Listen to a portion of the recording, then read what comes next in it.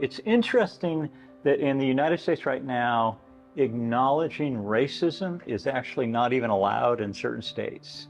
One other thing that makes me mad is that I forget things. I can't get things done at the level that I used to. But one of them is very clearly something about a change that's occurred to me, and the other one perhaps is more amorphous and interactive with the world I live in.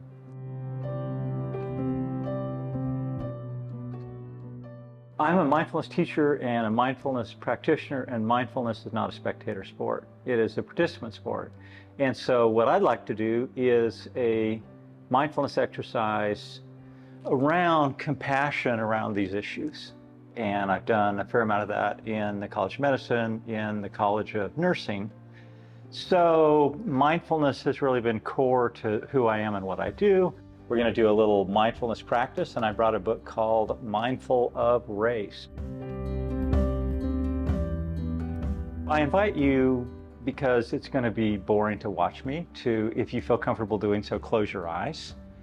And as you close your eyes, move to a position of sort of relaxed awareness, noticing that simply paying attention to your breathing and starting to take deeper breaths is an important strategy for changing mood. What is this sense of self bringing to your body? What is this sense of self for me that's about anger and self-judgment? What does it feel like in my legs? What does it feel like in my gut? What does it feel like in my chest? What does it feel like in my face?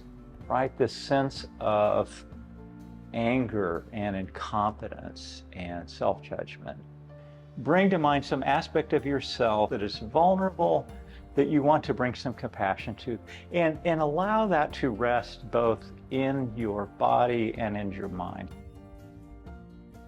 So we've now brought this piece of ourselves that may not be a piece that we honor, and we've allowed it to be present with us. This piece of ourselves that is a shadow self, if we were using the language from Carl Jung, this piece that we don't really want to acknowledge. And there's a sense of relief in doing that. And now I invite you, having invited this piece of self in, I invite you to let this piece go. We just went through an exercise where you brought up something scary, a little vulnerable, a little dangerous. And there's an abiding in that sense of wholeness that comes with doing that exercise. I've been sitting here, I don't know, like 5 minutes, and I'm aware that I'm calmer, that I'm more present, that my facial tension is relaxed as I've been here. And I hope you had that same experience. So thank you for sharing this with me.